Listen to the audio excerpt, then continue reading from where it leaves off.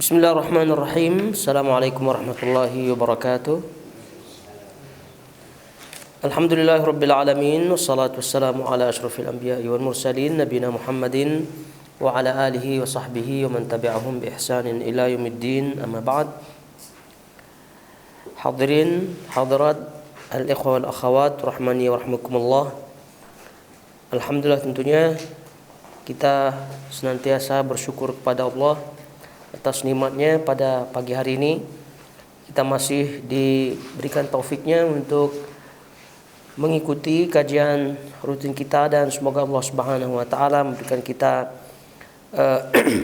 limpahan karunia-Nya, nikmat-nikmatnya, dan tentunya bisa mempergunakan nikmat tersebut dalam ridhonya Rabbul Alamin, sehingga kita pun dan juga keluarga serta kaum muslimin lainnya diridhoi oleh Allah Subhanahu wa taala. Sebagaimana dimaklumi, kita masih dalam bahasan kitab Sahih Imam Muslim, tepatnya dalam bahasan kitab Al-Fitan wa Asyrab As-Sa'ah, kitab yang di dalam Sahih Muslim di situ disebut terkait dengan fitnah-fitnah dan tanda-tanda hari kiamat. Kita telah sampai pada bab yang ke-23, yaitu terkait dengan keluarnya Dajjal keluar, keluarnya Dajjal dan masa tinggalnya di bumi.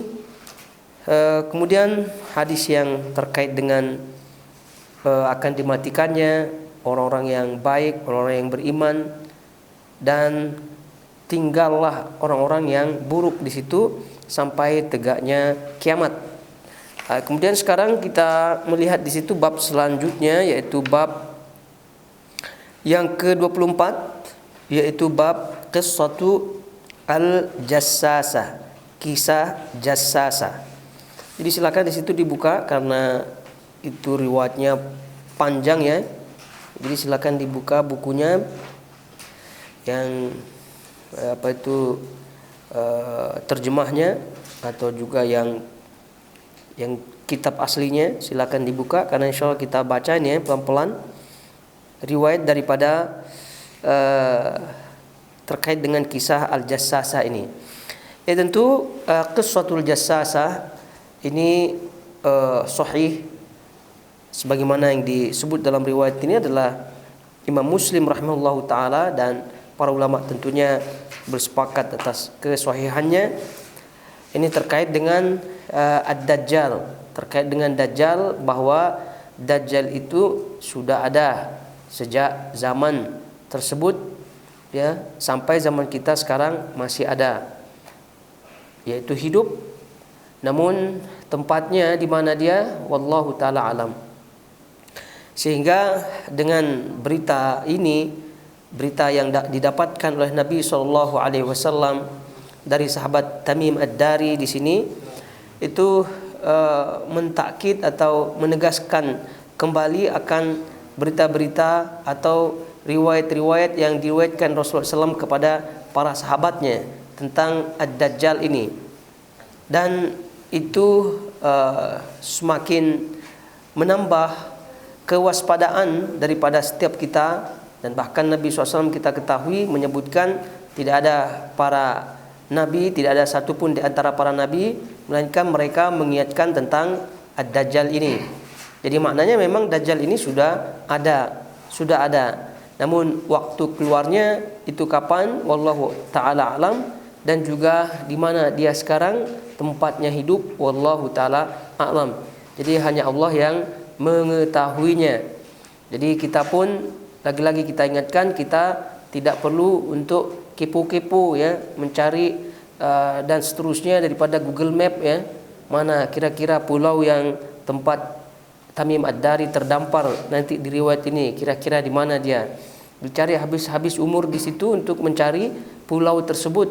Yang namanya kalau Allah Subhanahu wa taala tidak mengizinkan untuk diketahui oleh orang-orang, atau dalam hal ini Allah Subhanahu wa taala merahasiakan tempatnya, lalu kemudian nanti pada waktunya Dajjal akan turun, kemudian diikuti oleh orang-orang yang mengikutinya dari golongan Yahudi dan juga yang lainnya, itu pasti akan sekali lagi terjadi. Jadi kita baca riwayat ini sekali lagi bukan untuk kita kepo-kepo mencari tahu detailnya dan seterusnya, membuka Google Map dan seterusnya, meneliti di mana tempat pulau tersebut, tidak. Namun ini lagi-lagi untuk iman, ya, menambah keimanan kita dan menambah kewaspadaan kita. Karena sesuatu yang dirahasiakan oleh Allah Subhanahu wa taala, ya tentu kita tidak mengetahuinya, dan itu kapanpun boleh saja terjadi. Kemunculan Dajjal ini pun boleh saja terjadi kapanpun sekehendak Allah Subhanahu wa taala. Baik, kita langsung baca di situ, ya. Di sini qala Imam Muslim rahimahullahu taala, qala haddatsana Abdul Warith ibnu Abdus Samad ibn Abdul Warith wa Hajjaj ibnu Sya'ir kilahuma an Abdus Samad wal lafdhu li Abdul Warith ibn Abdus Samad qala haddatsana abi an jaddi an al-Husain ibn Dhakwan qala haddatsana ibnu Buraidah qala haddatsani Amir ibnu Shurahbil asy-Sya'bi Sya'b Hamdan annahu sa'ala Fatimah bint Qais ukht ad-Dhahhak bin Qais wa kanat min al-muhajirati al-awwal. Faqala hadithini hadithan sami'tihi min Rasulillah sallallahu alaihi wasallam la tusnidihi ila ahadin ghairihi. Faqalat la in syi'ta la af'alanna. Faqala laha ajal hadithini. Faqalat nakahtu ibn al-Mughirah wa huwa min khiyari shababi Quraisy yawma idzin.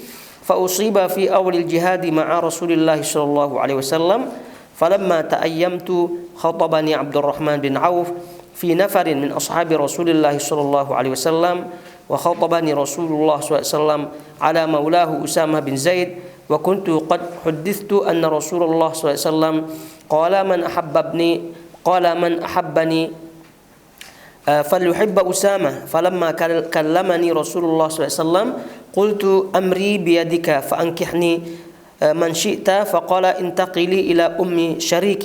وأم شريك امرأة غنية من الأمصار عظيمة النفقة في سبيل الله ينزل عليها الضيفان. فقلت سأفعل. فقال لا تفعلي إن أم شريك امرأة كثيرة الضيفان فإني أكره أن يسقط عنك خمارك أن ينكشف الثوب عن ساقيك فيرى القوم منك بعض ما تكرهين ولكن انتقلي إلى ابن عمك عبد الله بن عمر وابن أم مكتوم وهو رجل من بني فهر قريش وهو من البطن الذي هي منه. فانتقلت إليه. فلما انقضت عدتي سمعت نداء المنادي منادي رسول الله صلى الله عليه وسلم ينادي الصلاة جماعة. فخرجت إلى المسجد فصليت مع رسول الله صلى الله عليه وسلم فكنت في صف النساء التي تلي ظهور القوم. فلما قضى رسول الله صلى الله عليه وسلم صلاته جلس على المنبر وهو يضحك فقال ليلزم كل إنسان مصلاه ثم قال أتدرون لما جمعتكم. Sampai akhir hadis ini. Baru nanti Rasulullah SAW akan menceritakan atau mendengarkan riwayat daripada Tamim Ad-Dari radhiyallahu taala anhu. Jadi sampai situ kita baca dulu, ya, sepotong-sepotong, ya, karena tadi kita sebutkan panjang sekali. Jadi dilihat terjemahnya di situ sampai tadi kita bacakan.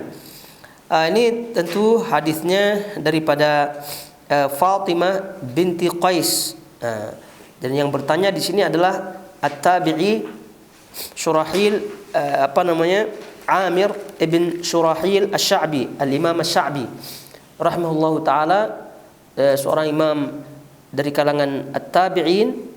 Beliau radhiyallahu taala anhu rahimahullahu taala di sini bertanya kepada seorang sahabi wanita, yaitu Fatimah binti Qais. Jadi Al-Imam Asy-Sya'bi di sini bertanya langsung kepada Fatimah binti Qais. Ini katanya di sini Amir bin Syurahil Asy-Sya'bi, Al-Imam Asy-Sya'bi tadi kita sebutkan, bertanya kepada Fatimah binti Qais. Fatimah binti Qais ini adalah saudari perempuan ya daripada Ad-Dhahhak bin Qais. Ia salah satu wanita yang turut serta dalam hijrah pertama. Ia turut serta dalam wanita yang ia salah satu wanita yang turut serta dalam hijrah pertama. Jadi ini ditekankan ya oleh perawi di sini bahwasanya Fatimah binti Qais ini adalah bukan wanita sembarangan. Jadi beliau adalah wanita di antara wanita-wanita sahabiat yang hijrah di awal-awal.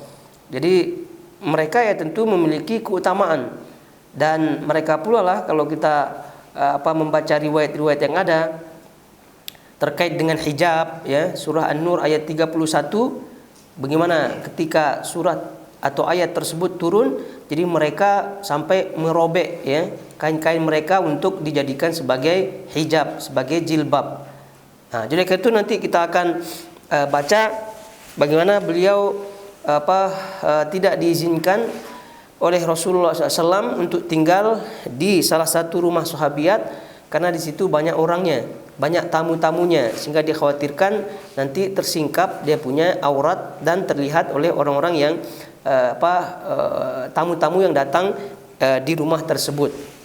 Baik, jadi ini dia Fatimah binti Qais, seorang wanita yang turut serta dalam hijrah pertama. Jadi beliau radhiyallahu taala anha inilah yang ditanya oleh Al-Imam Asy-Sya'bi rahimahullahu taala anhu, dan beliau meninggal dunia disebutkan dalam biografinya pada masa pemerintahan Khalifah Muawiyah. Jadi cukup panjang umurnya beliau radhiyallahu taala anhu, radhiyallahu taala anha.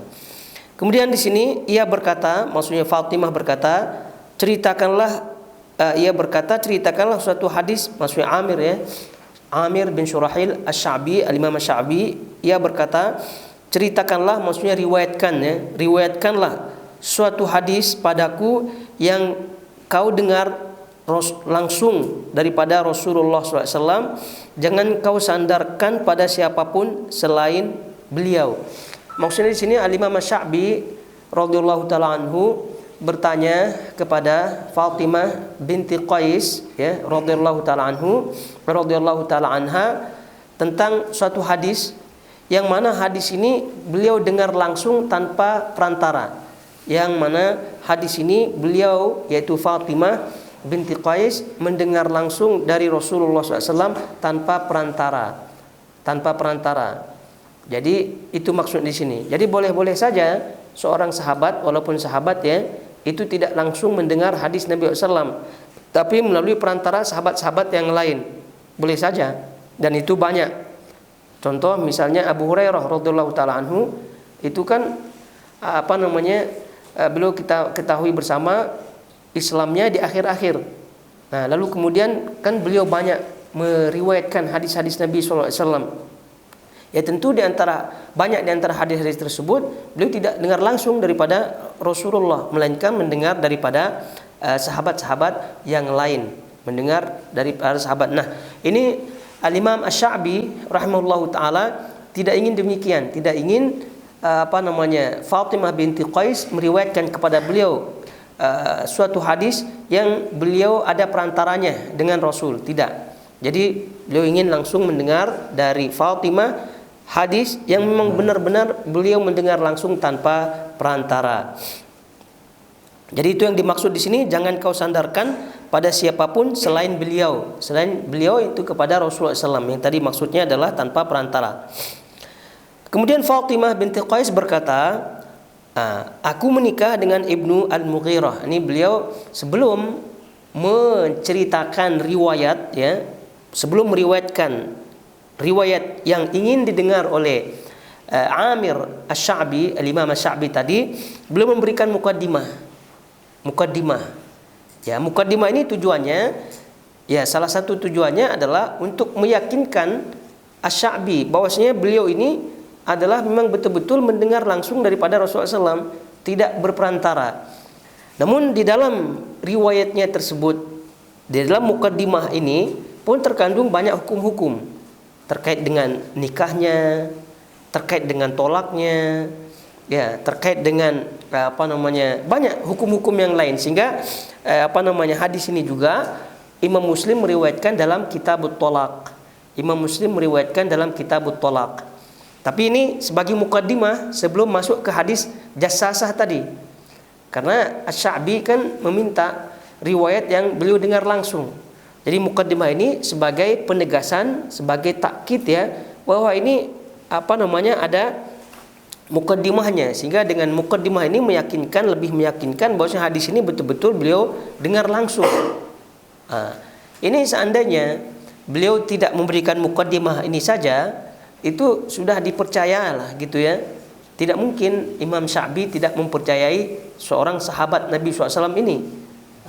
Tapi begitulah seorang sahabat untuk meyakinkan pendengarnya, itu beliau betul-betul memberikan mukaddimah sebagai penegasan. Lagi-lagi ini menambah keyakinan kita betapa selektifnya para sahabat Nabi SAW di dalam meriwayatkan hadis, dan begitu juga dengan para tabi'in. Karena Imam Sya'bi di sini, Imam Sya'bi kita ketahui bersama itu salah satu di antara ulama hadis yang digelari Amirul Mukminin fil Hadis. Amirul Mukminin fil Hadis. Ini Amirul Mukminin fil Hadis ini adalah suatu gelaran yang tertinggi dalam ilmu hadis. Jadi Amirul Mukminin fil Hadis termasuk Imam Al-Bukhari juga bagian daripada mendapatkan gelar tersebut. Nah, ini Asy-Sya'bi rahimahullahu taala dari golongan at-tabi'in. Ya, tentu sangat-sangat selektif dalam periwayatan. Taib. Jadi mukaddimahnya beliau sebutkan di sini, Fatimah berkata, "Aku menikah dengan Ibnu Al-Mughirah. Ia salah satu pemuda Quraisy terbaik saat itu." Jadi menikah di awal mula ya, beliau menikah dengan Ibnu Al-Mughirah, Abu Amr ibn Hafs Al-Mughirah, sahabat Nabi SAW. Abu Amr ibn Hafs Al-Mughirah, Ibnul Mughirah. Jadi Abu Amr ibn Hafs Ibnul Mughirah. Kata beliau, ia salah satu pemuda Quraisy terbaik saat itu. Ia meninggal, maksudnya Ibnul Mughirah ini meninggal dalam jihad pertama bersama Rasulullah sallallahu alaihi wasallam. Cuma ini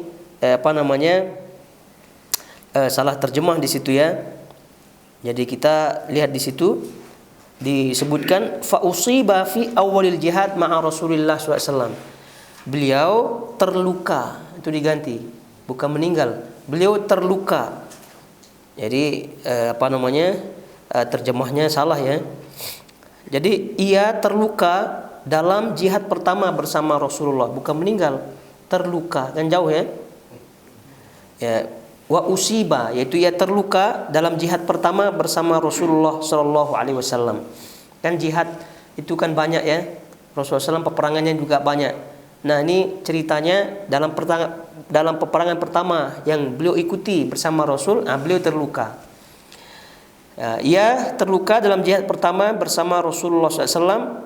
Kemudian saat aku menjanda. Ini tentu ringkas ya, ringkas. Jadi para ulama dalam syarahnya di antara Imam Nawawi rahimahullahu taala menjelaskan bahwa Ibnul Mughirah ini pertama kali perang bersama Rasulullah SAW, ikut bersama Rasulullah SAW kan terluka, terkena. Lalu kemudian setelah itu masih bersama Fatimah binti Qais. Kemudian Fatimah binti Qais beberapa lama berumah tangga dengan Ibnul Mughirah ini, maka di sini disebut saat aku menjanda. Ini maksudnya adalah beliau menjanda karena ditalak oleh Ibnul Mughirah. Jadi talaknya di sini adalah talak bain. Talak bain maknanya talak yang tidak bisa rujuk kembali, talak besar, talak yang tidak bisa rujuk kembali. Jadi falamma ta'ayyamtu, jadi ketika aku telah menjadi janda. Ini kan ringkas ceritanya nih. Jadi bukan berarti, maka mungkin salah paham penerjemahnya. Jadi setelah beliau meninggal, Jadi kalau terjemahnya ini, ia meninggal dalam jihad pertama bersama Rasulullah saat aku menjanda. Ini sebab itulah Imam Nawawi meluruskan pemahaman ini. Jadi beliau mengatakan bukan demikian. Jadi beliau Ibnul Mughirah itu terluka di peperangan pertama bersama Rasulullah SAW. Ya, kemudian setelah itu masih berumah tangga dengan Fatimah binti Qais. Lalu kemudian terjadilah talak tersebut. Jadi talak, ya bahasanya talak 3 lah, talak yang tidak ada rujuknya, talak bain. Nah, lalu beliau kemudian setelah itu Fatimah binti Qais menegaskan setelah aku menjadi janda. Nah, jadi kan beliau tidak menjelaskan kenapa beliau jadi janda. Jadi oleh itu banyak yang salah paham Ibnul Mughirah ini meninggal dalam peperangan sehingga otomatis Fatimah itu menjadi janda.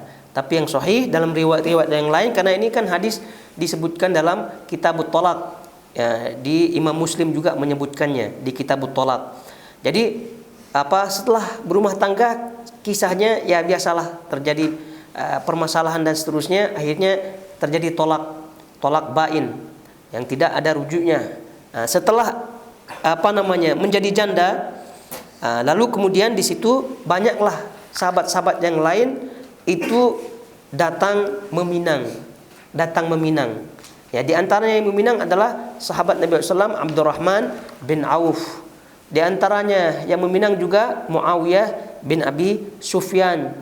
Dalam riwayat lain juga yang meminangnya adalah Abu Jahal juga meminangnya. Ini maknanya beliau memang wanita yang luar biasa. Saat aku menjanda, maksudnya setelah menjadi janda dengan peristiwa talak yang tadi, di sini disebut mana dia nih? Saat aku menjanda, Abdurrahman bin Auf melamarku bersama beberapa sahabat Rasulullah SAW. Melamarku ini bersama sahabat Rasulullah SAW. Ya, seperti tadi. Makanya sebab itu kita agak kebingungan membaca terjemahnya nih ya. Jadi begitu. Jadi kita baca di situ teks aslinya dengan juga riwayat-riwayat yang lain, bahwa setelah beliau menjadi janda dengan akibat talak tadi, jadi banyak yang maju untuk melamarnya. Di antaranya adalah Abdurrahman bin Auf, lalu kemudian Muawiyah bin Abi Sufyan, dan bahkan tadi kita sebutkan sebelumnya itu ada Abu Jahal. Nah, tapi Rasulullah SAW itu mencalonkan Usamah bin Zaid. Rasulullah SAW mencalonkan Usamah bin Zaid kepada Fatimah binti Qais. Gitu. Sementara kata beliau di sini Fatimah binti Qais mengatakan, jadi itu yang dimaksud ya, Abdurrahman bin Auf bersama beberapa sahabat Rasulullah SAW. Kemudian Rasulullah SAW melamarku untuk hamba budak beliau yang telah dimerdekakan. Maksudnya Rasulullah SAW itu mengajukan Usamah bin Zaid untuk Fatimah binti Qais. Nah, berarti kan banyak yang maju kepada Fatimah binti Qais. Kata Fatimah di sini, aku diberitahu bahwa Rasulullah SAW pernah bersabda. Ini kata Fatimah. Aku diberitahu bahwa Rasulullah SAW pernah bersabda, barang siapa mencintaiku, hendaklah mencintai Usamah.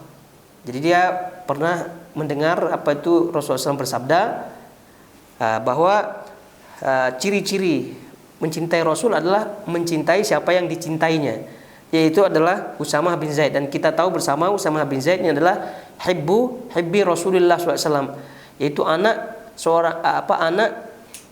kekasih daripada Rasulullah SAW. Karena ayahnya kan kita tahu Zaid ya, Zaid, kemudian anaknya Usamah. Ini anak Usamah daripada ibunya Ummu Aiman. Jadi itu ini bapak dan anaknya adalah kekasih daripada Rasulullah SAW. Jadi tidak heran Rasulullah SAW menyebutkan siapa yang mencintaiku hendaklah mencintai Usamah. Nah, mendengar hadis ini, jadi pilihannya ringkasnya adalah kepada Usamah bin Zaid. Ya, tapi dalam riwayat-riwayat yang lain tidak hanya itu pertimbangannya, Fatimah binti Qais menikahi Usamah bin Zaid, ada pertimbangan-pertimbangan lain. Namun di sini disebutkan salah satu pertimbangannya adalah Rasulullah SAW bersabda, alamat atau tanda mencintai beliau adalah mencintai Usamah bin Zaid. Ya, maka sebab itulah beliau menikahi Usamah bin Zaid. Nah, sebelumnya kita melihat di sini bahwa Fatimah binti Qais itu menyebutkan ya dalam mukaddimahnya ini, sebelum beliau menyebutkan hadis jassasah ini. Jadi beliau menyebutkan beliau pernah menikah dengan Ibnul Mughirah, tadi Abu Amr bin Hafs Ibnul Mughirah, dan menyebutkan kebaikan-kebaikan daripada Ibnul Mughirah. Nah, kebaikan yang disebutkan adalah beliau terluka di perang pertama bersama Rasulullah, dan itu terluka di suatu peperangan bersama Rasulullah SAW adalah suatu keutamaan. Jadi poinnya di sini adalah bahwa perceraian itu suatu hal yang dibolehkan dalam syariat dengan suatu penyebab-penyebab yang dibolehkan tentunya, dan poinnya adalah tidak menjadikan, jadi perceraian itu tidak menjadikan kebencian yang berlarut-larut, tidak menjadikan kebencian intinya. Jadi ini Fatimah binti Qais itu selalu mengingat kebaikan daripada Ibnul Mughirah. Ya, tidak seperti kebanyakan orang yang sudah bercerai, mana mau dia ingat keutamaan pasangan yang dahulu kala itu. Jadi tidak demikian sahabat Nabi SAW yang memiliki hati yang bersih. Jadi beliau sempat-sempatnya menyebutkan keutamaan daripada Ibnul Mughirah ini. Diperhatikan kan disebutkan keutamaannya. Kalau boleh saja, kalaupun dia akan menyebutkan mukaddimah, boleh saja dia menyebutkan aku pernah nikah dengan Ibnul Mughirah, kemudian aku diceraikan, gitu kan? Terus selanjutnya menikah dengan Usamah bin Zaid, dan seterusnya, ringkas-ringkas begitu tanpa menyebutkan keutamaannya. Namun begitulah orang yang berbudi, ya, itu juga pandai berbalas budi. Jadi perceraian itu tidak menjadikan kebencian. Perceraian itu tidak menjadikan seorang tertutup matanya, tertutup hatinya, dan tidak mengingat kebaikan-kebaikan daripada orang-orang yang dahulu berbuat baik kepadanya. Nah, ini harus juga diperhatikan. Ini kalau sudah bercerai saja masih ingat kebaikan keutamaannya, apalagi masih menjadi pasangan. Ya, tentunya itu lebih lebih dituntut lagi untuk mengingat kebaikan-kebaikan daripada pasangan-pasangan, ya. Ya, tidak di zaman sekarang ini, baru sedikit perseteruannya di rumah tangganya, itu curhatnya sudah semua dunia maya tahu. Itu kalau boleh itu dunia gaib pun tahu juga. Dia punya curhat-curhat, ya, curhat di Facebook lah, curhat di apalah, statusnya lah apalah. Jadi kalau ada sesuatu di rumah tangganya, itu pasti statusnya itu, kalau tidak warnanya yang berubah, itu kalimatnya ada saja yang mencurigakan gitu. Jadi tidak demikian. Jadi karena itu, ini saja yang sudah bercerai, ya, itu masih mengingat kebaikan atau menyebut keutamaan, ya, menyebut keutamaan, apalagi yang masih berpasangan, gitu. Jadi apalagi yang masih berpasangan, ya tentu mengingat terus kebaikannya, dan konsekuensinya tidak menyebut keburukan-keburukannya di depan orang, begitu. Nah, salah satunya adalah tidak curhat di tempat-tempat umum seperti tadi di Facebook, di WhatsApp, dan seterusnya. Taib. Jadi ringkasnya di sini beliau memilih Usamah bin Zaid. Kemudian saat Rasulullah SAW berbicara kepadaku, aku menjawab, terserah Tuan, maksudnya terserah Anda ya Rasulullah SAW. Nikahkan aku dengan siapapun yang Tuan mau, maksudnya yang Rasulullah SAW mau. Beliau bersabda, pindahlah ke Ummu Syuraik. Nah, jadi maksudnya di sini kan setelah talak bain, ya. Jadi tidak ada rujuk di situ, tapi kan mesti ada iddahnya. Kan tidak bisa langsung kawin atau dinikahkan, tidak bisa. Jadi dia harus ada masa iddahnya. Nah, karena dia tolaknya ini adalah tolak bain yang tidak ada rujuknya, maka tidak boleh juga tinggal di rumah suaminya. Beda dengan talak yang ada rujuknya. Jadi talak yang ada rujuknya malah wajib untuk tinggal di rumah suaminya. Tidak boleh dia pulang ke rumah orang tuanya. Tidak boleh, karena dia masih status istri. Status istri, masih masa iddahnya. Ini apabila terjadi pada tolak yang ada rujuknya. Tapi yang terjadi pada tolak yang tidak ada rujuknya, masa iddahnya itu tetap ada, tapi menunggunya itu tidak di dalam rumah suaminya atau di rumah mantan suaminya tersebut. Maka sebab itulah di sini Rasulullah SAW menyebutkan sebelum menikah dengan Usamah bin Zaid, kan beliau harus melewati masa iddah. Beliau bersabda, pindahlah ke Ummu Syuraik. Ummu Syuraik adalah wanita kaya dari Ansor. Di sini Nabi SAW menyebutkan di sini, falamma kallamani Rasulullah SAW qultu amri biyadik fa'ankihni man syi'ta faqala intaqili ila Ummi Syuraik. Jadi untuk masa iddahnya awal-awalnya Rasul memerintahkan kepada Fatimah binti Qais untuk menunggu masa iddahnya selesai di rumah Ummu Syuraik. Pindahlah ke Ummu Syuraik, kata Rasul. Ummu Syuraik ini, keterangan siapa Ummu Syuraik ya? Ummu Syuraik ini adalah wanita kaya dari kalangan Ansoriyah, sahabat Nabi SAW juga. Tapi kelebihannya ini sering memberi infak fi sabilillah, banyak membantu orang, dan sering disinggahi tamu. Maksudnya tamu banyak. Ini beliau ini orang kaya, dermawan, dan para tamu-tamu pun banyak, tidak segan-segan, banyak tamunya di situ ya untuk minta bantuan dan seterusnya daripada hajat-hajat tamu lainnya. Kemudian di sini kata beliau di sini ya, aku menjawab baik. Maksudnya Fatimah binti Qais aku menjawab baik. Ya, maksudnya akan mengikuti perintah Rasulullah SAW untuk menunggu iddah selesai di rumah Ummu Syuraik tadi. Beliau bersabda, jangan. Tapi setelah itu beliau berpikir, lalu kemudian meralat lagi atau merubah lagi tadi perintahnya. Oh, janganlah. Kalau Ummu Syuraik demikian, jangan. Alasannya apa? Ummu Syuraik adalah wanita yang banyak tabunya.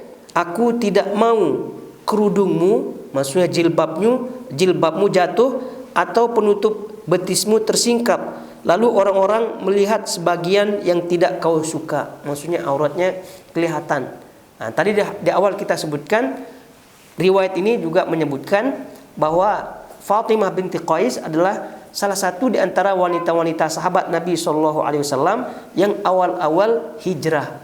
Di mana mereka adalah memiliki keutamaan di awal-awal hijrah ya, dan di saat ayat hijab turun, merekalah wanita-wanita tersebutlah yang paling cepat memakai hijab, memakai jilbab ya, sampai di koyaknya pakaian-pakaian mereka. Maksudnya merekalah orang-orang yang pertama kali cepat dalam mentaati ayat hijab tadi. Maka Rasulullah SAW pun paham keadaan orang-orang tersebut, termasuk Fatimah binti Qais. Maka bagaimana mereka, wanita-wanita tersebut sangat menjaga auratnya, sangat-sangat menjaga auratnya dari penglihatan orang-orang yang bukan mahramnya. Maka Nabi SAW khawatir jika di Ummu Syuraik ya, dengan banyak tamunya demikian, tak salah, Ummu Syuraik tidak salah, karena dia kaya, dermawan, membantu banyak tamu, tidak salah. Namun untuk menjaga, ini seorang wanita yang sangat-sangat menjaga auratnya, karena namanya orang banyak tamu ya, silih berganti orang-orang gitu ya, namanya juga sesekali, mungkin saja sesekali tersingkap gitu kan. Nah, itu yang tidak mau Rasulullah SAW terjadi pada Fatimah binti Qais ini. Fatimah binti Qais tidak mau Rasulullah SAW terjadi demikian, tersingkap, sehingga nampak atau kelihatan daripada aurat atau betisnya dan seterusnya dari yang tidak disengaja oleh Fatimah binti Qais kemudian nampak kepada orang lain. Itu yang tidak mau Rasulullah SAW terjadi. Nah, ini juga menyadarkan kepada kita ya betapa aurat itu dijaga di dalam Islam, aurat wanita tentunya. Lalu bagaimana? Ya tentunya sebagian kaum muslimat ya wanita-wanita sekarang ini banyak di antara mereka yang tidak menjaga auratnya, Semoga Allah Subhanahu wa taala memberikan hidayah kepada mereka. Beliau bersabda, Rasulullah SAW bersabda, jangan, Ummu Syuraik adalah wanita yang banyak tamunya. Aku tidak mau kerudungmu, yaitu jilbabmu, jatuh atau penutup betismu tersingkap. Lalu orang-orang melihat sebagian yang tidak kamu sukai. Tapi pindahlah ke putra pamanmu, yaitu Abdullah bin Amr bin Ummu Kulthum. Ia adalah seorang dari Bani Fihr. Fihr adalah Quraisy di mana Rasulullah SAW berasal. Jadi maksudnya di sini beliau menyarankan ya pindah ke rumah beliau ini, yaitu Abdullah bin Amr bin Ummu Kulthum. Dan di sini beliau disebutkan ya, ia adalah seorang dari Bani Fihr, yaitu dari Quraisy juga. Kemudian disebutkan bahwasanya beliau ini buta. Karena bagaimanapun juga anak paman ini bukan mahramnya ya, bukan mahramnya. Kenapa pula Rasulullah SAW misal tidak menganjurkan ke Ummu Syuraik, padahal Ummu Syuraik kan tadi sama-sama wanita ya. Tapi masalahnya Ummu Syuraik banyak tamunya. Jadi bukan Ummu Syuraik itu yang jadi masalah. Cuma nanti ditakutnya banyak orang yang datang sehingga susah untuk mengatur jilbab. Nah, kenapa pula diperintahkan ke ke Abdullah ini? Padahal anak paman ya, maksudnya saudara lah begitu. Sementara saudara ini bukan mahram. Diriwayatkan bahwasanya disebutkan beliau ini buta. Jadi karena buta ya tentu tidak akan melihat aurat daripada Fatimah binti Qais. Itu dia, sebab itulah kenapa Rasulullah SAW menganjurkan kepada ke rumah daripada Abdullah bin Amr ini. Ya, walaupun dia bukan mahram tapi beliau buta. Ya, oleh karena itu ya tentu tidak akan melihat aurat daripada Fatimah binti Qais. Lalu kemudian beliau pun pergi ke rumah tersebut dan menyelesaikan iddahnya di rumah tersebut. Kemudian di sini disebutkan saat masa iddahku selesai masa iddahnya, aku mendengar penyeru Rasulullah SAW menyerukan solat jamaah. Aku keluar ke masjid lalu solat bersama Rasulullah SAW. Ini menunjukkan bolehnya seorang wanita ikut solat jamaah di masjid, ya tentu dengan ketentuan-ketentuannya. Di antaranya adalah aman jalannya, di antaranya adalah dia tidak memakai wangi-wangian dan seterusnya. Kemudian disebut di situ, aku keluar ke masjid lalu solat bersama Rasulullah SAW. Aku berada di shaf kaum wanita yang berada di belakang kaum. Maksudnya di sini di belakang kaum laki-laki. Karena beliau ini orang yang semangat, pastilah dia yang terdepan di situ. Ya kalau tidak yang shaf yang terbaik untuk wanita adalah yang paling belakang di situ karena terkait dengan auratnya. Namun sekarang dengan masjid yang ada ruang khusus untuk nisa dan seterusnya, ya tentu yang paling depan adalah yang paling utama. Kemudian di sini setelah Rasulullah SAW menyelesaikan sholat, beliau duduk di atas mimbar dan beliau tersenyum, tertawa. Beliau bersabda, hendaklah setiap orang tetap berada di tempatnya. Setelah itu beliau bertanya, tahukah kalian kenapa aku mengumpulkan kalian? Mereka menjawab, yaitu sahabat-sahabat tersebut, baik yang laki-laki maupun wanita. Dari sini diketahui bahwa betul-betul hadis yang beliau riwayatkan ini, yaitu Fatimah binti Qais, betul-betul beliau dengar langsung. Jadi dengan mukaddimah yang panjang tadi, itu menunjukkan bahwa saya benar-benar beliau mendengar langsung untuk meyakinkan daripada Amir bin Syurahil Asy-Sya'bi tadi, Imam Sya'bi. Kan tadi Imam Sya'bi menyebutkan, aku ingin kamu meriwayatkan kepadaku suatu hadis yang kamu tidak sandarkan kepada orang lain. Maksudnya mendengar langsung daripada Rasulullah SAW. Nah, untuk meyakinkannya, panjanglah mukaddimahnya ini. Jadi di sini disebut, setelah itu Rasulullah SAW bertanya, tahukah kalian kenapa aku mengumpulkan kalian? Mereka menjawab, Allah dan Rasulnya lebih tahu. Beliau bersabda, demi Allah, sungguh aku tidak mengumpulkanmu karena harapan atau rasa takut. Maksudnya di sini, demi Allah, aku tidak mengumpulkan kalian bukan karena harapan dan rasa takut. Maksudnya bukan karena harta dan seterusnya, bukan untuk membagikan ghanimah dan seterusnya. Itu maksudnya. Jadi bukan untuk ghanimah dan juga terkait dengan duniawi, tidak. Itu yang dimaksud di sini, bukan karena itu. Taib. Jadi kita kembali kepada teks hadis aslinya ya, teks Arabnya, karena sampai situ tadi kita baca. Jadi fasallaitu ma'a Rasulillah sallallahu alaihi wasallam fakuntu fi saffin nisa'i allati tali dhuhurul qaum falamma qada Rasulullah sallallahu alaihi wasallam salatahu jalasa 'alal mimbar wa huwa yadhaku faqala liyalzam kullu insanin musallahu thumma qala atadruna lima jama'tukum qalu Allah wa rasuluhu alam qala inni wallah ma jama'tukum liraghbatin aw lirahbatin walakin jama'tukum lianna Tamim ad-Dari kana rajulan nasraniyan faja'a fabaya'a wa aslama wa haddathani hadithan wa faqala alladhi kuntu uhaddithukum an Masih ad-Dajjal qala haddathani annahu rakiba fi safinatin bahriyatin ma'a 30 rajulan min lakhmin wa judham fala'iba bihim al-mawju shahran fil bahri thumma arfa'u ila jaziratin fil bahri hatta maghrib asy-syamsi فجلسوا في أقرب السفينة فدخلوا الجزيرة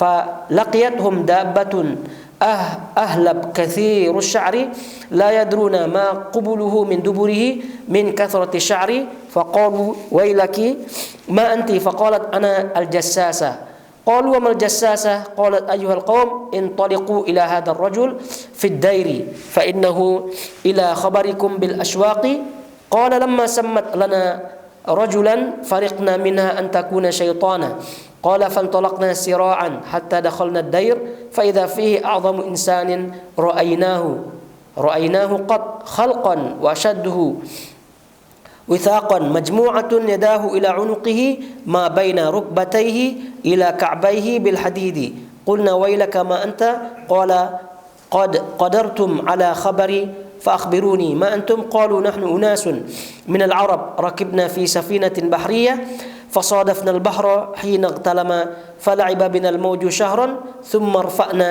إلى جزيرتك هذه فجلسنا في أقربها فدخلنا الجزيرة فلقيتنا دابة أهلب كثير الشعر لا يدرى ما قبل من دبره من كثيرة الشعر. Sampai sini dulu kita lihat terjemahnya ya, karena panjang sekali. Dan kemudian ini juga suaranya agak berat sedikit ya. Taib. Jadi kita lanjut ke terjemahnya dan diperhatikan.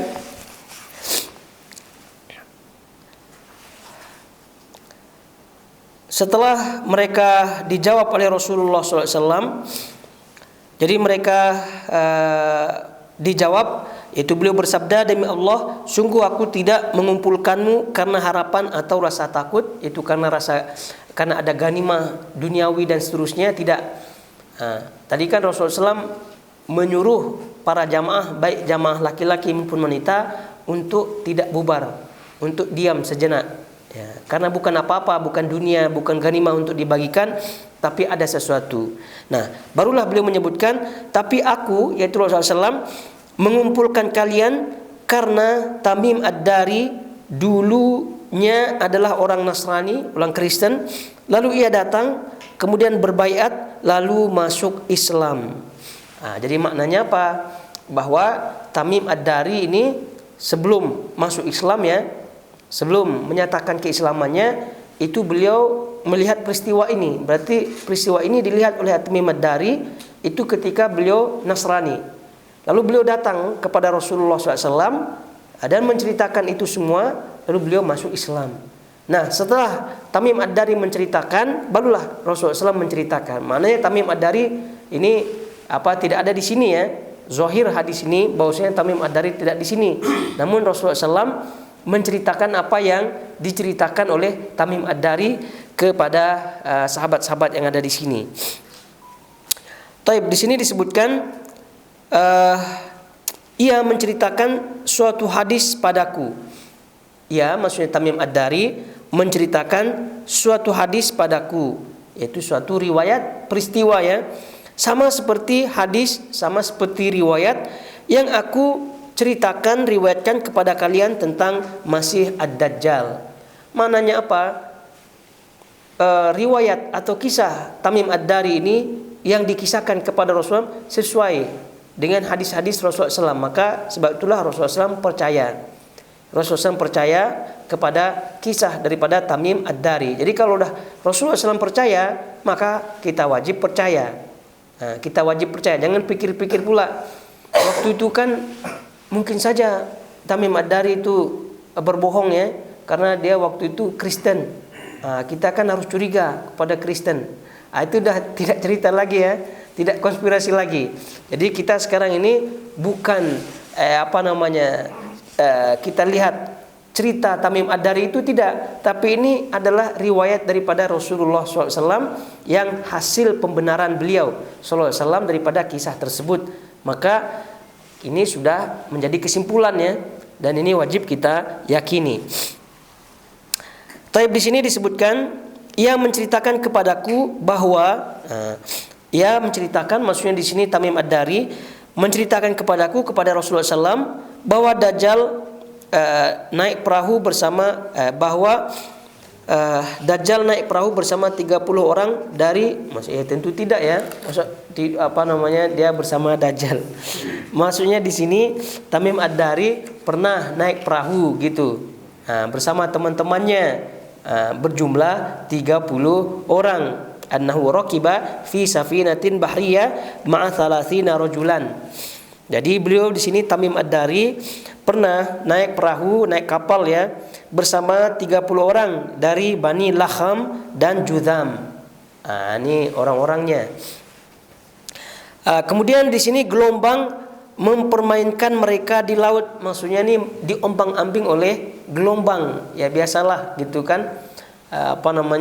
Kapal itu diombang-ambing oleh gelombang.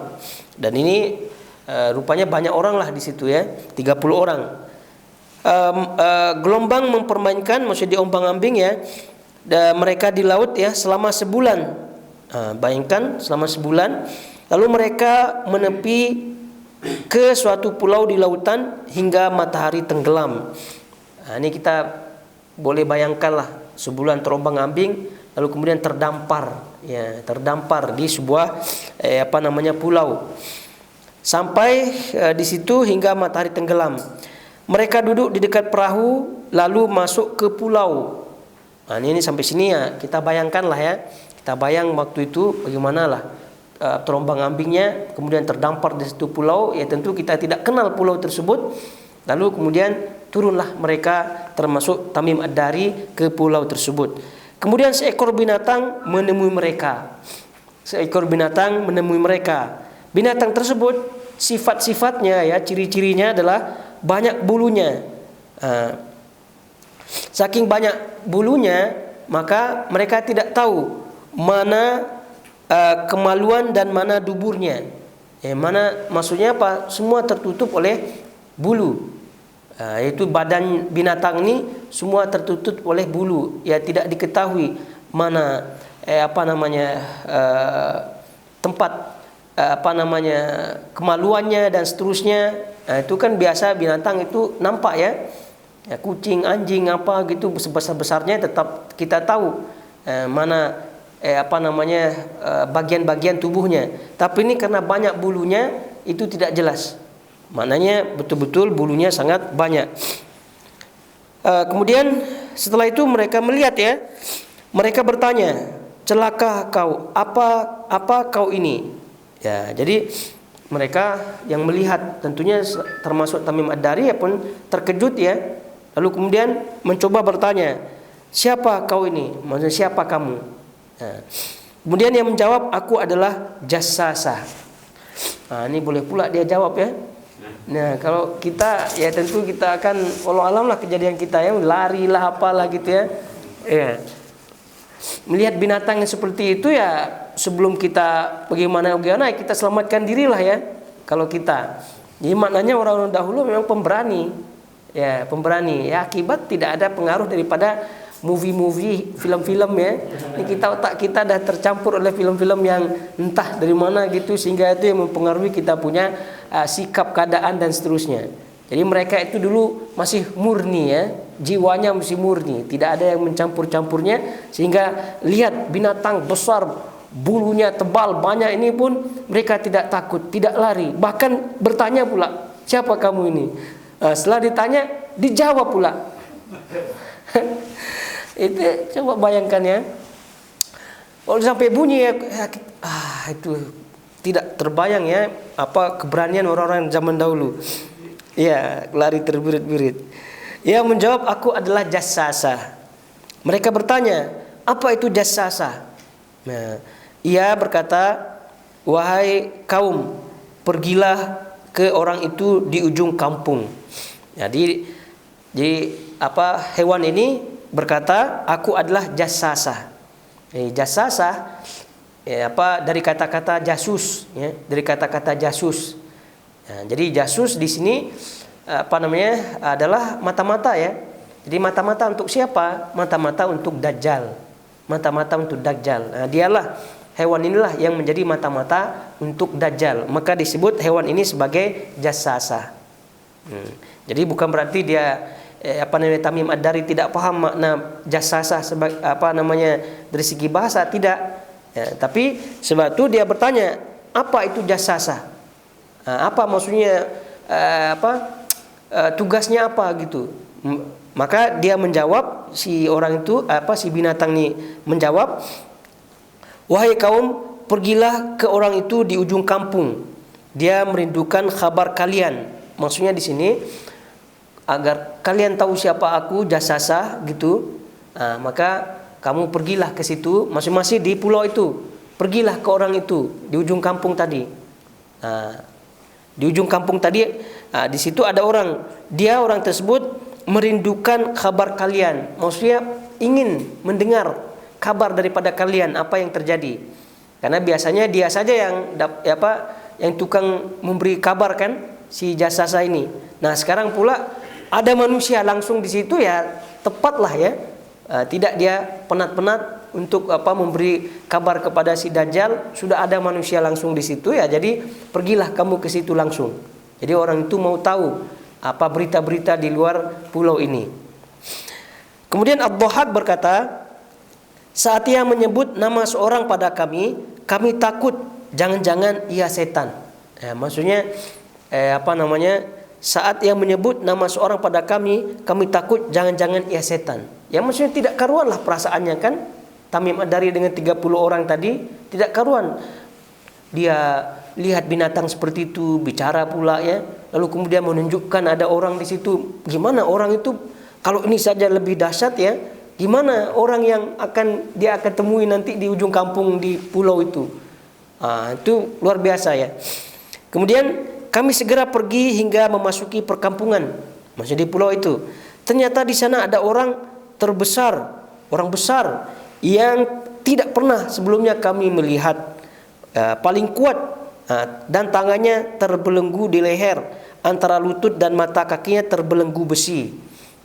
Ini siapa yang membelenggukannya? Ini wallahu alam ya. Yang jelas dia tidak bergerak pada waktu itu. Cuma bentuknya itu adalah bentuk manusia yang tidak normal dari segi bentuk tubuhnya. Besar begitu, tubuhnya besar, lebih besar daripada manusia biasa. Kami berkata, celakalah kamu, apa kau ini? Maksudnya siapa kamu? Ia menjawab, kalian telah mengetahuiku. Lagi-lagi ya, keberanian orang-orang dahulu ini, sudahlah ketemu binatang ya, ketemu orang seperti ini lagi, manusia seperti ini. Ditanya, siapa kamu? Orang ini menjawab, kalian telah mengetahuiku. Maka beritahukanlah siapa kalian. Jadi jawabnya kalian telah mengetahuiku. Jadi maksudnya di sini kalian telah melihatku, aku adalah manusia. Ya, dia adalah manusia. Jadi bukan seperti binatang yang tadi, yang di awal tadi, yang jasasah tadi. Ini kalau dia adalah manusia. Jadi maknanya adalah si Dajjal ini memang manusia. Kemudian si Dajjal ini tidak mengetahui hal-hal yang gaib. Kalau dia mengetahui hal gaib, tidak perlulah dia ada istilahnya itu asisten ya, si jasasah ini. Tidak perlulah.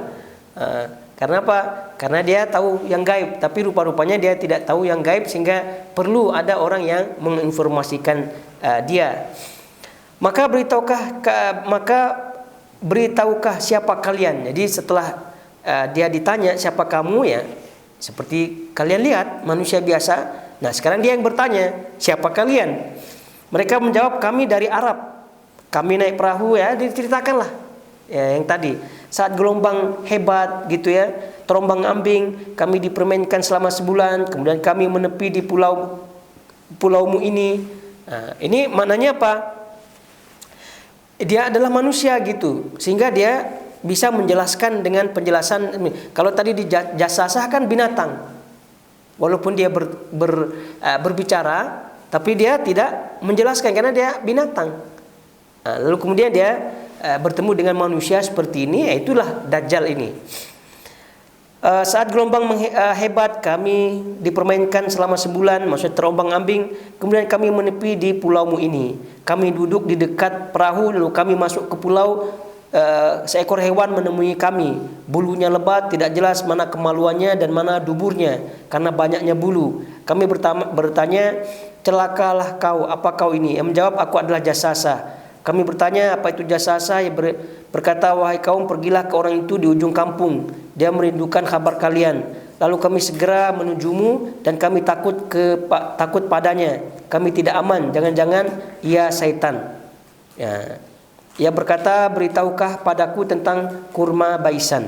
Jadi ini karena dia tahu ini adalah manusia, ya jadi dia berdialog begitu kan. Dia ceritakan keadaannya dan seterusnya, tidak seperti binatang yang tadi.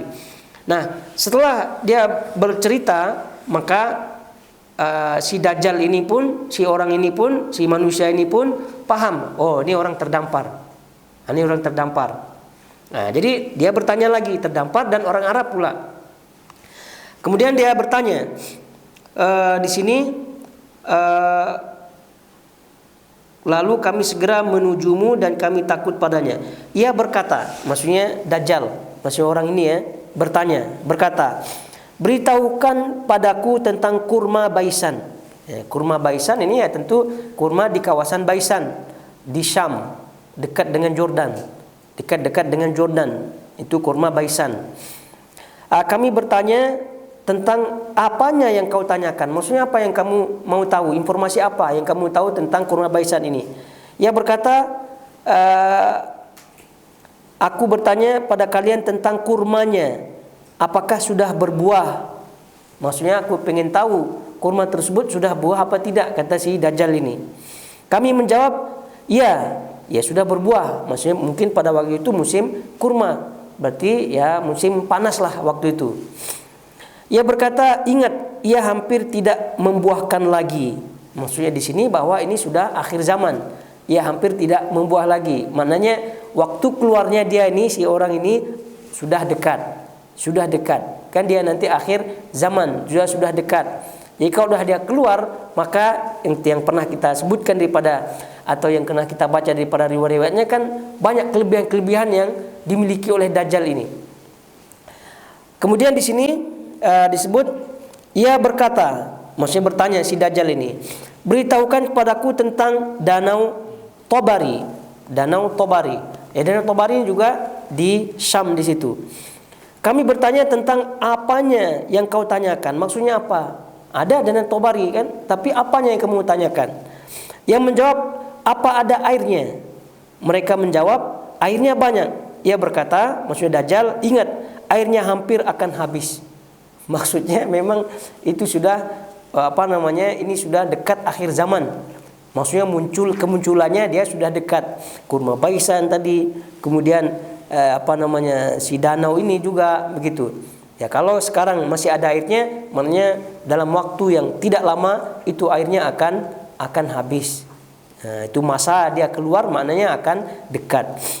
Ia berkata, maksudnya Dajjal bertanya, beritahukan kepadaku tentang mata air Zughar. Nah, mereka bertanya, tentang apanya yang kau tanyakan? Ia berkata, apakah di sana ada airnya? Dan apakah penduduknya bercocok tanam dengan air itu? Kami menjawab, ya, airnya banyak dan penduduknya bercocok tanam dengan air itu. Ia berkata, maksudnya Dajjal, beritahukan padaku tentang nabi orang buta huruf, maksudnya nabi yang ummi. Bagaimana keadaannya? Mereka menjawab, ia telah muncul dari Mekah dan tinggal di Yathrib. Nah, maknanya sudah mulai mengarah kepada Nabi Muhammad SAW. Ya, dan ini namanya nabi pada waktu itu ya, walaupun orang Kristen, itu pasti sudah tersebar beritanya tentang kemunculan beliau SAW. Maka Tamim Ad-Dari pun pada waktu itu sudah tahu, maka dia bisa menjawab daripada pertanyaan Dajjal ini. Bagaimana keadaannya? Mereka menjawab, ia telah muncul dari Mekah dan tinggal di Yathrib. Nah, pada waktu itu namanya Madinah adalah Yathrib. Ia bertanya, apakah orang Arab memeranginya? Kami menjawab, iya. Nah, jadi berita-berita seperti ini yang masyhur-masyhur ya, Tamim Ad-Dari tahulah.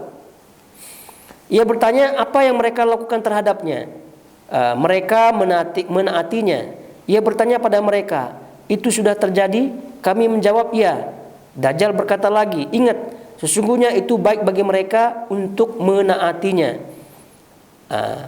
Jadi ini ucapan-ucapan seperti inilah yang menambah keyakinan daripada Tamim Ad-Dari, sehingga beliau langsung berjumpa dengan Rasulullah SAW dan masuk Islam. Kemudian, aku akan beritahukan pada kalian siapa aku. Aku adalah Al-Masih dan aku sudah hampir diizinkan untuk keluar. Lalu aku akan keluar melintasi bumi. Aku tidak membiarkan satu perkampungan pun kecuali aku singgahi selama 40 hari, kecuali Mekah dan Thaibah, yaitu Madinah. Jadi barulah si Dajjal ini memberitahukan identitasnya, ya, jati dirinya. Kalau tadi ya secara umum saja dia manusia ya. Kalau sekarang dia menceritakan bahwa akulah Al-Masih, yaitu Ad-Dajjal ya. Kita tahu kan nama Dajjal kan Al-Masih Ad-Dajjal karena matanya buta sebelah, maka disebut Al-Masih Al-Mamsuh, yang dihapus matanya, maksudnya penglihatannya, buta sebelah matanya, maka dia sebut aku adalah Al-Masih, maksudnya Ad-Dajjal. Kemudian katanya, setiap kali aku hendak memasuki salah satunya, malaikat membawa pedang kuat menghadangku, menghalangiku dari tempat itu, dan setiap jalannya terdapat malaikat-malaikat penjaga. Maksudnya di Mekah dan juga di Madinah tadi. Fatimah berkata, maksudnya Fatimah binti Qais, perawi hadis ini, sahabat yang tadi kita ceritakan. Fatimah berkata, Rasulullah SAW bersabda seraya memukulkan tongkat pendek beliau ke mimbar. Nah, kan beliau tadi kan meriwayatkan ini dari mimbar agar didengar oleh semua jamaah. Kemudian setelah di tengah-tengah ini beliau ketuklah. Begitu. Supaya apa maksudnya? Supaya jangan ngantuk. Maksudnya perhatian, masih panjang ceritanya. Ini yang namanya Rasulullah SAW adalah namanya pendidik ya. Seorang yang pendidik yang paling baik ya dalam mendidik. Jadi ini berita penting seperti ini ya harus betul-betul fokus dalam mendengarnya. Jadi perlu beliau memukulkan tongkatnya itu ya di mimbar supaya orang-orang lebih perhatian lagi.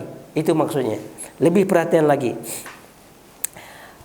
Di sini disebut seraya beliau memukulkan tongkat pendeknya ke mimbar. Inilah Thaibah, inilah Thaibah, inilah Thaibah. Maksud beliau adalah Madinah. Maksudnya ini adalah Thaibah yang dimaksud oleh Al-Masih Ad-Dajjal yang tadi, yang mana tempatnya tidak akan masuk ke di mana tempat tersebut tidak akan dimasuki oleh Dajjal. Inilah Thaibah yang dimaksud oleh Dajjal tadi. Kemudian ingat, apakah aku sudah menceritakannya pada kalian? Mereka menjawab, ya. Ya, mereka menjawab ya, maksudnya sahabat-sahabat tadi. Hadis Tamim membuatku heran. Ceritanya sama seperti yang aku ceritakan pada kalian tentang Dajjal. Ini kata Nabi SAW. Madinah dan Mekah. Ingat, sesungguhnya Dajjal ada di lautan Syam atau Yaman. Tidak, tapi dari arah timur. Ia tidak berada di arah timur. Ia tidak berada di arah timur. Ia menunjukkan tangannya ke timur. Jadi maksudnya di sini arah-arah ini yang disebutkan oleh Nabi SAW ya masih menjadi rahasia tentunya ya, masih menjadi rahasia. Fatimah berkata, aku menghafal ini daripada Rasulullah SAW. Telah menceritakan kepada kami Yahya bin Hubaib al-Harithi, kemudian telah menceritakan sampai kepada hadis yang tadi ini terkait dengan sanadnya. Kemudian di sini disebut telah menceritakan kepada kami Asy-Sya'bi berkata, kami memasuki kediaman Fatimah binti Qais. Ia menyuguhkan kurma Basrah bernama kurma kurma basah ya. Ia menyuguhkan kurma basah. Kemudian di sini ia menyuguhkan kurma basah. Di sini bernama kurma basah atau rutop ya, Ibnu Top, dan memberi kami minuman tepung halus. Lalu kami bertanya padanya tentang wanita yang ditalak 3. Di manakah ia menunggu masa iddahnya? Ia menjawab, suamiku menceraikanku talak 3. Lalu Nabi SAW mengizinkanku untuk menunggu masa iddahku bersama keluargaku. Ini maksudnya di awal tadi kan beliau mengisahkan secara ringkas saja di awal pernikahannya dengan Ibnu Mughirah, lalu kemudian beliau menyatakan setelah aku menjanda dan seterusnya. Nah, ini di akhir riwayat ini beliau ditanya lagi lebih detail lagi oleh Amir bin Syurahil Asy-Sya'bi tentang wanita yang ditalak 3. Ia berkata kemudian di sini di manakah ia menunggu masa iddahnya? Ia menjawab, suamiku menceraikanku talak 3. Lalu Nabi SAW mengizinkanku untuk menunggu masa iddahku bersama keluargaku. Ia berkata kemudian sholat berjamaah disuruhkan sampai kembali kepada riwayat yang tadi. Jadi ini tambahan riwayat yang akhir ini memberitahukan kepada kita bahwa beliau menjadi janda bukan karena suami beliau meninggal di peperangan, tidak, tapi karena beliau ditalak 3. Talak maksudnya talak bain yang tadi kita sebutkan di awal, talak yang tidak ada rujuknya. Talak yang tidak ada rujuknya. Dan di mana menunggu iddahnya? Ya, menunggu iddahnya di luar rumah suaminya. Maka dalam hal ini beliau menunggu di rumah keluarganya yang tadi kita sebutkan, Abdullah bin Amr bin Ummu Kulthum yang tadi kita sebutkan, karena beliau buta, maka disitulah dianjurkan oleh Rasulullah Shallallahu Alaihi Wasallam. Kemudian di situ ada satu hadis lagi, sebelum pindah ke bab yang lain. Namun sepertinya kita pending ya, kita cukupkan sampai di sini karena sudah waktunya sholat zuhur di sini. Taib. Ala kulli hal, sampai di sini majelis kita sekarang ya. Kita cukupkan dan semoga Allah Subhanahu wa taala sekali lagi menjauhkan kita dari segala macam fitnah, baik yang zahir maupun yang batin. Sampai di sini kiranya, wa sallallahu ala nabiyina Muhammad wa ala alihi washabbihi wasallam. Wassalamualaikum warahmatullahi wabarakatuh.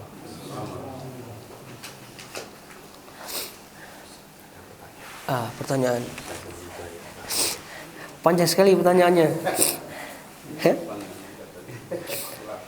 Katanya di sini afwan, sebelumnya saya mau bertanya, namun pertanyaannya di luar tema kajian hari ini. Yang ingin saya tanyakan mengenai door prize. Bagaimana hukumnya jika mengadakan door prize di mana hadiah door prize tersebut dibeli dari uang iuran yang dikumpulkan dari para peserta dengan jumlah iuran yang sama. Hadiahnya berupa barang yang berbeda dengan harga yang berbeda juga.